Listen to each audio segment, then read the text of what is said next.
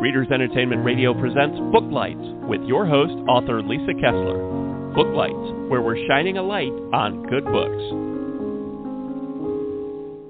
Hello, everyone. Can you believe it is the final Monday of February? How is that possible? Anyway, the other day, I almost wrote down 2013 at a book signing instead of 2023. Like, oh my gosh, what is happening? Time. But I'm so glad that you guys are here today because we have USA Today best-selling author Brian Feehan with us. And if you recognize that last name, he is a relative of Christine Feehan. And last time he was on the show, he was on with his mom, and I'm so excited that his second book just came out, and he is back, and we get to focus all our time on Brian this time. So if you haven't read his books yet, you're in for a treat. I'm just going to read his bio here really quick so you can get to know him, and then we'll be off. So Brian Feehan lives in his mind creating vibrant characters who tend to talk very loudly and far too often. When real life comes knocking, it's likely to be the love of his life, Michelle, or their son, Dylan. Together, they live on the northern coast of California.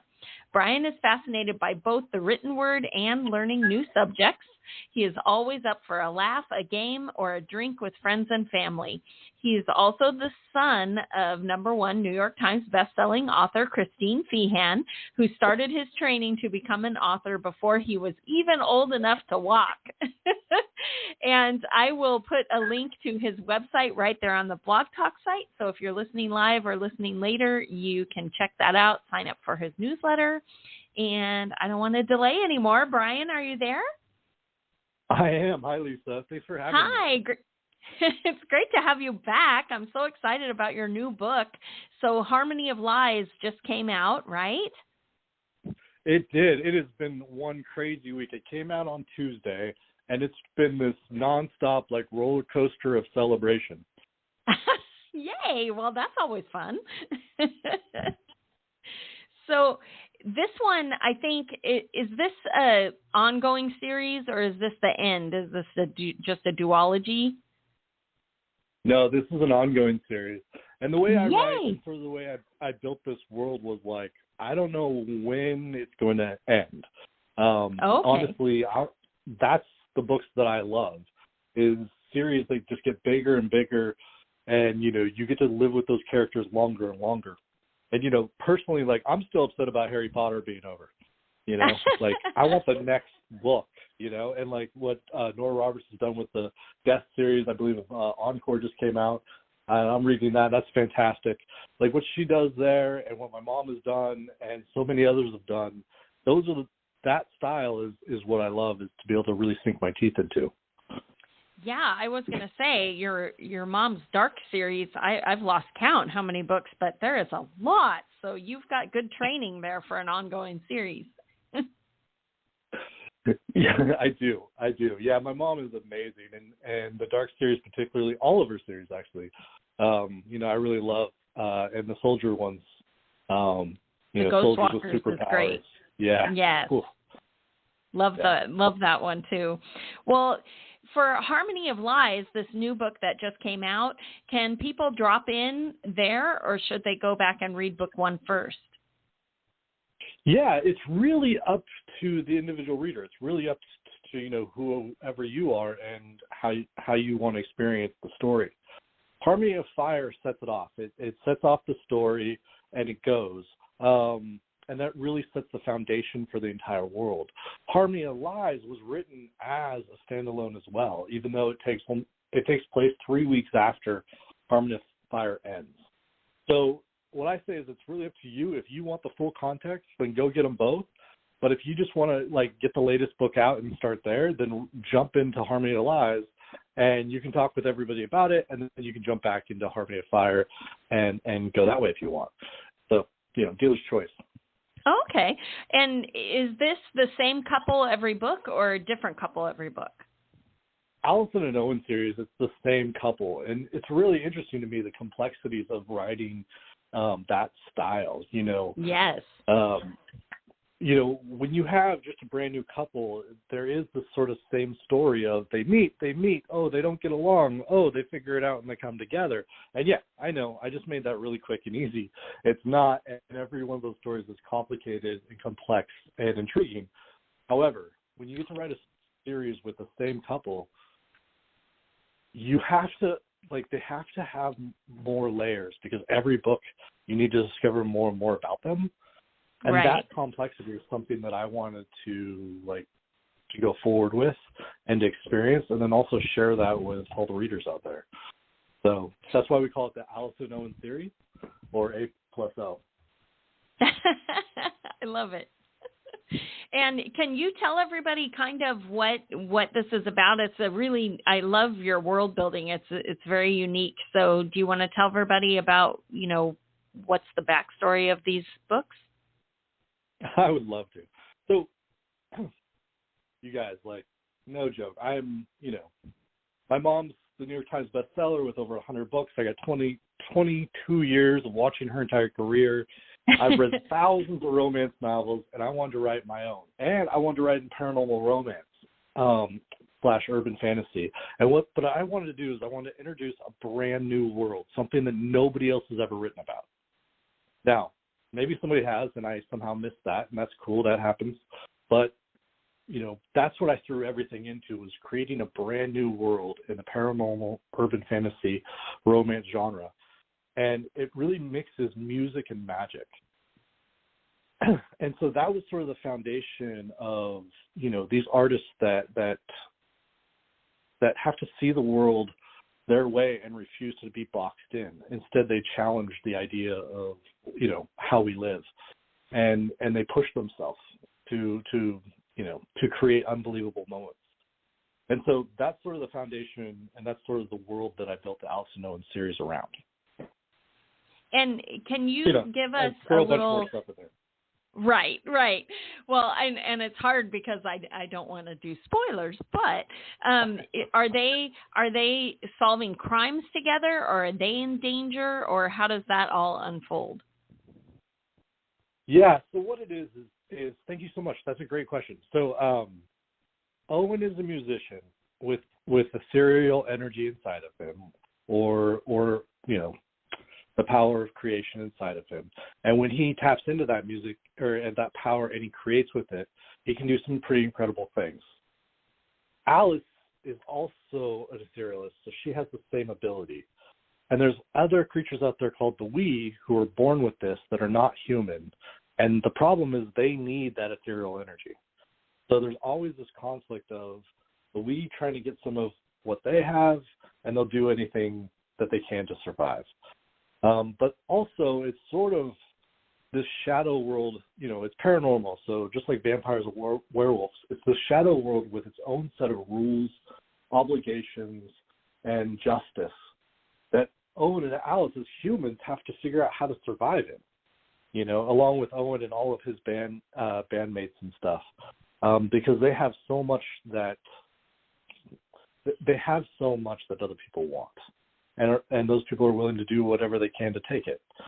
So yeah, they're constantly under threat. They're constantly under danger, and yet they're pushed to brazenly go forward, and and make this world their own.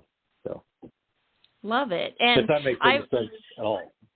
No, it totally does. I love it. And I've written a rock star werewolf and a rock star immortal pirate, and both times I chose not to let their bandmates know that they're an other or a supernatural. Does Owen's band know he's got this ethereal power?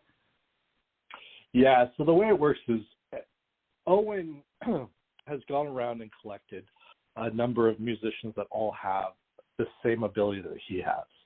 And okay. It's really their only choice is to band together to help each other survive. But for Owen, it's a little bit more than that. For inspiration, I look at some of the greatest musicians that we've ever had throughout history and right now today. And I wanted to write a story sort of that mirrors them in a way. And so it's not just about survival with him, but it's also creating unbelievably amazing music, in the moment with with the audience that's there. And so I try to capture that moment. But then as reality sets in, they also have to be able to like survive and make sure that all the members are there at the end of the show. And yeah, don't lose anyone during the show. Yeah, and so in this case, Harmony Elias and this is where this story sort of took off in a whole different direction. And I really wanted to capture the spirit of San Francisco. I've spent so much time there throughout my life, and it's got such an amazing history of musicians and artists. But then also there's this sort of like crime side to it, and there's also this sort of like San Francisco doesn't work for everybody. Right. Like, you know, some people go to San Francisco and they're like, I'm really happy I went there for 2 days and I'm glad I left. And other people are like, oh my gosh, I should move here. Right. And I wanted to capture that as well and the history. And so, he ends up going to San Francisco and he ends up he's got a set of trials he doesn't see coming that him and his team have to survive. And of course, that's where Alice comes in. He won't be able to survive anything without her. Right. Well, that was the thing I was going to ask too, is since you have the same couple in each book, I mean, are they in love yet? Does that happen in the first book and now they're a team, us against the world for all the books, or are all the books kind of an exploration of them, you know, as they face all these trials? Yes. The answer is absolutely yes to all of those questions. Spoiler, in Harmony of Fire, the first book, Owen and Alice do fall in love with each other. But because the book starts off only 3 weeks later, you know, they both have individual trials that they have to face and different places there in their life. And so what happens is almost immediately at the end of really, I'm only pages into chapter 1, and you find out Owen has to go to San Francisco, and Alice has just been reunited with her family after being gone for, it's like 17 years, and she can't leave her family. Like she can't leave her family, and this is like what I really wanted to like. What really happened is it's more like real life. Like you say you fall in love with somebody on vacation, you guys can't just go back to your house. Because they have a life also, and you can't just go to their house. Like it needed to be more real life. And then how do you do it? Like, what's the love story in real life? And so I sort of took that approach to it, and I don't know, I loved how it all turned out. I can't wait to read it. Thanks so much. Yeah, so the whole idea is that they are in love with each other, and the question is can they hold on to each other? And then do they, with each trial, are they falling more in love, or are they falling more apart? You know. Right. But then it's romance, so we're not going to make a horrible ending. Yes. No killing them and no breaking them up at the end. Yeah, exactly. So I wanted to ask your inspiration. You kind of talked about the different rock stars, but what is your musical background? Was that an inspiration for this series? It was, but it is. It's interesting.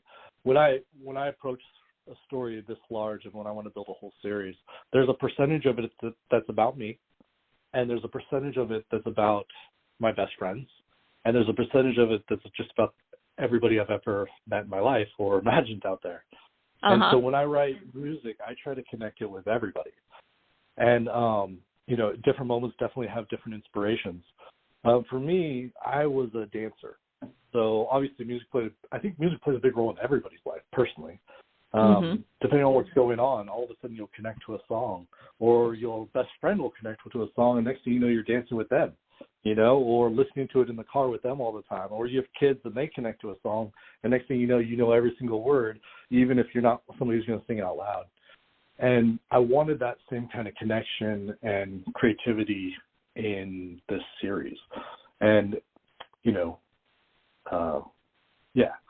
how do I say it? That's not easy to do.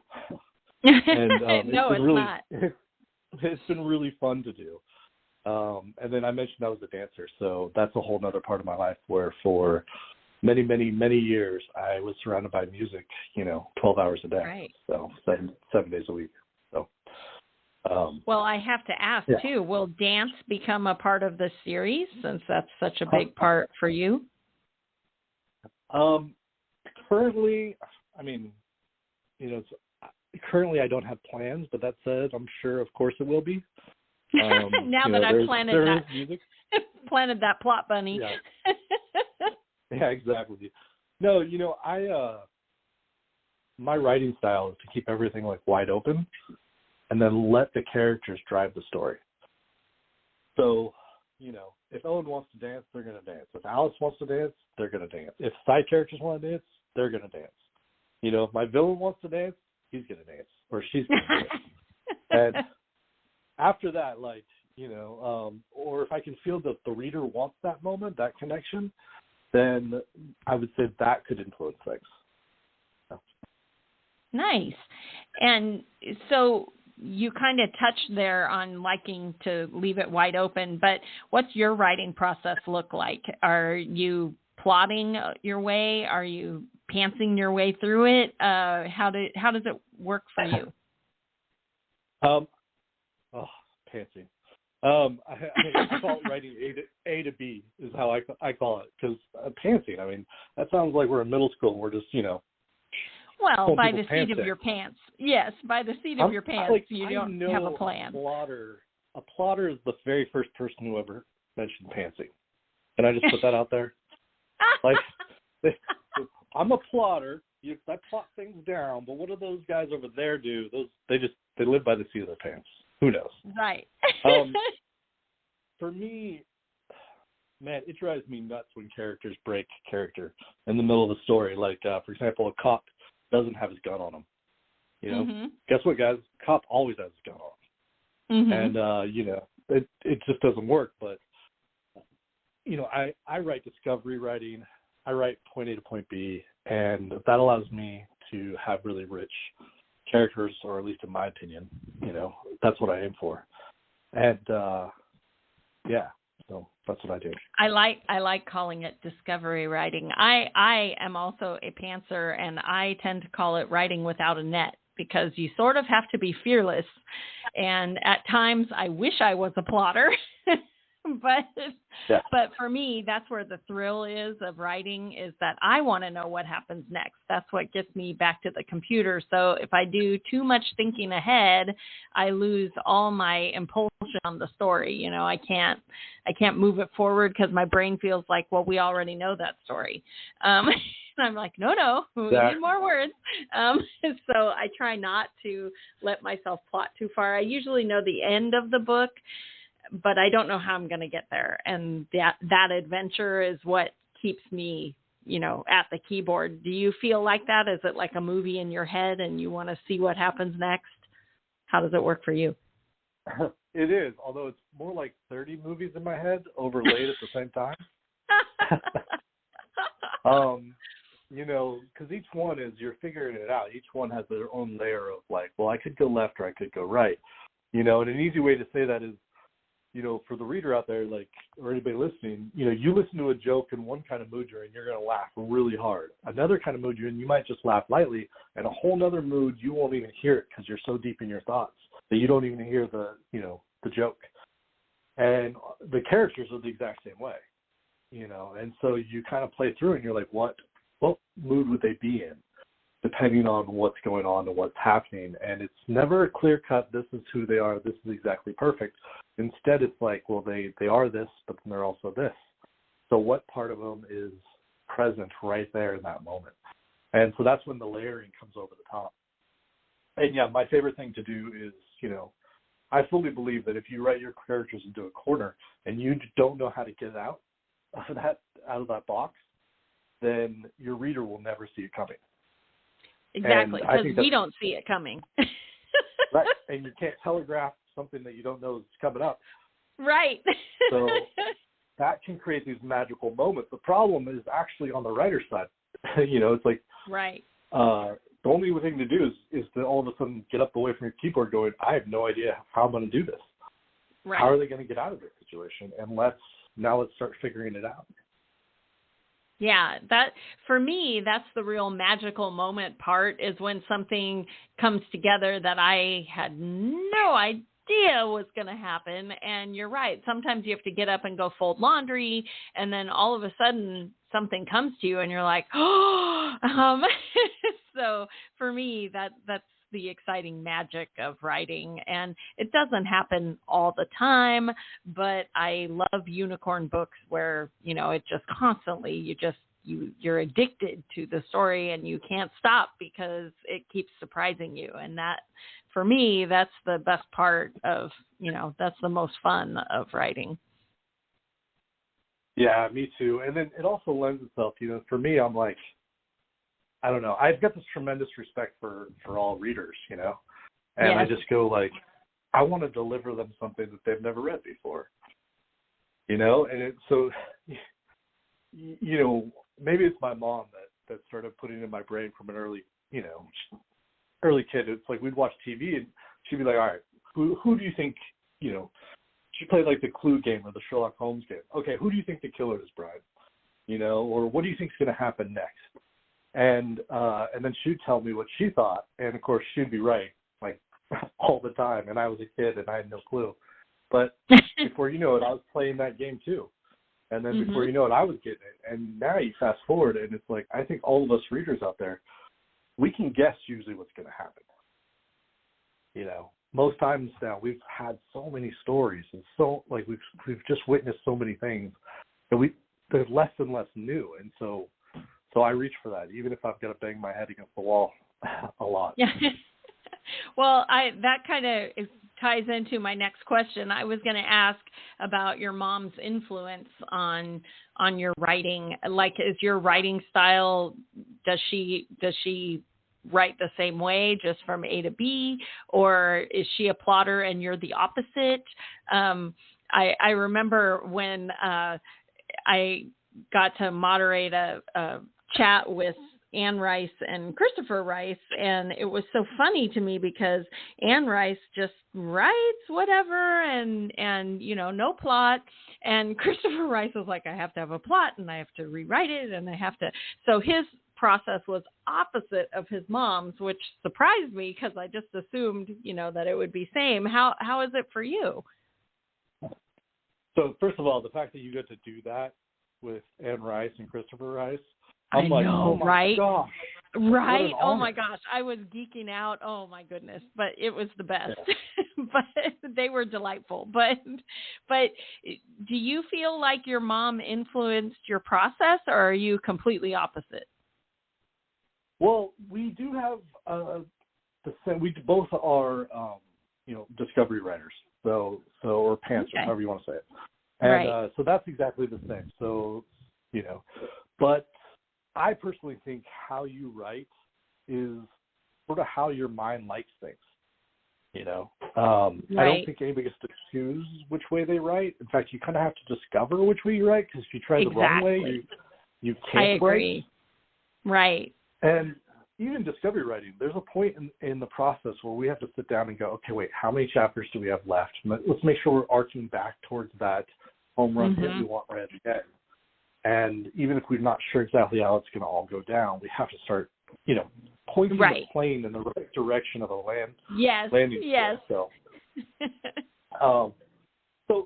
as far as my mom goes, like, let me just be perfectly honest. Yeah, we might write the same way as far as discovery, but my mom is like the Formula One, like, she's got it down. Yeah, like she is amazing, and how she can write. Like, I'm standing up going, what am I going to do next? And she's like, you're going to sit down and keep writing. And I'm like, no, I haven't figured it out. She's like, you're going to sit down, figure out what you need to do, and keep writing. And I'm like, how do you do that? She's like, when you've written as many stories as I can, you know how to do it. And I'm like, that doesn't help me at all, Mom. And then she just starts laughing. Because, she has a lot more experience. And she's got a lot more experience than me, and she loves it. She lives and breathes it. So, we're at different places, but I love her. Being able to share those moments with her is pretty amazing. Yeah, that's very cool. Do you have, well, I guess this is a two-pronged question. I was going to ask, do you have other genres that you want to write in, but I also want to know what you're working on now. What's next? So I'm still working on I say still. My mom kicks the book out like every 3 months or less, and right. I take a bit longer. So I'm working on the Harmony of Lives book 3. Okay. And I'm also working on another paranormal romance series that hasn't been named yet. So that's the answer for that. As far as writing other genres, yeah, my plan is to write a lot more in paranormal romance and urban fantasy. That said, I think that there's always these secret little projects you have in the back of your mind.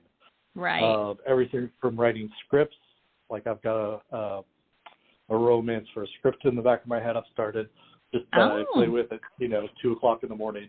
And I also have an epic fantasy that I've messed with for the last 5 years, which I'm sure will take about another 15 before it ever comes out.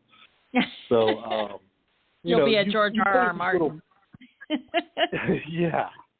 So take as much time as you need. Yeah. But, I think those are, as a writer, it's what we love to do is to tell a story. And I think that you should never hold yourself in one spot. But at the same time, I do feel like you've sort of made a commitment to the readers out there. And it's a beautiful relationship you have with them. So let's honor that. Right. Yeah, and it is difficult to, if you go too far, for your readers to follow, because some of them will follow you no matter what, because they love your voice and they love the way you tell a story, and that's going to be the same across whatever genre you're writing. But for other people, they read you because they love those particular stories. So then if you suddenly go, I'm writing a hard sci-fi, and they're like, ooh, hard no. Yeah. So it is hard to get too wild in, what you're going to write next. But I love hearing, what other ideas are cooking around, because I bet the epic fantasy will be amazing. Oh, thank you. Well, and let's just be clear, like call me a country boy if you want to, but I'm hey, everything is better with a woman in it. And, that's my preference, and that's where I go. And it's even if I was going to write anything else, I mean, you heard what the script idea was. It was still romance. And right. If I'm writing epic fantasy, there is romance already in it. And, we're 15 years out. So, everything is better with a love story. And I'm a huge defender of this. Star Wars is a love story. Right. Star Wars the plot never would have completed if, Han Solo wasn't totally into Leia. Exactly. I agree. And, so you want to go hard sci-fi, and it's well, still got to have a love story. Let's go. Yep. There's got to be one in there. I mean, Captain Kirk fell in love with every person, every alien life that he met on that show. So there should be a love story. And that's how we want it. And what's interesting about the paranormal romance, I was giving I love Lori Foster, and she let me do a takeover on her Facebook, which was really fantastic to do and to interact with her amazing people. But I put the question, what's the greatest romance genre out there? And I said, I've got concrete proof it is paranormal romance. And it was just fun to do. It was playful. And so then they were like, okay, so what's your concrete proof? And I said, the greatest storyteller in the world is Disney. It's Disney. True. Disney is the greatest storyteller in the world today, and their number one choice of how to tell a story is paranormal romance done in a way to tell kids. But, you look at Little Mermaid, paranormal romance. You look at Tangled, paranormal romance. Sleeping Beauty, just go down the list. Beauty and the Beast, yes. Beauty and the Beast, my all-time favorite Disney movie because it just touched me personally. And, but all of them, it's paranormal romance. And so there's kind of a joke that isn't a joke, which is, we write paranormal romance for adults. Exactly. And it's Disney for adults. I love that. Oh my gosh.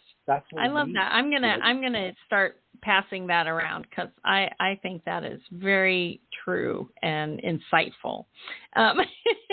I hate that we're running out of time. We could do this for another hour, but Blog Talk's going to kick us off. So before you go, your book just came out. Are you running contests? How can readers get in touch with you? Yeah, so we are, first of all, check out the Facebook page. We are always running contests. We're always doing giveaways. We just did a huge one, so it'll, give us a couple of weeks and we'll be kicking back off. But that said, we also have a store called Feehan & Co. If anybody wants signed copies of Harmony of Fire, Harmony of Lies, or a number of my mom's, actually. So that's feehanandco.com.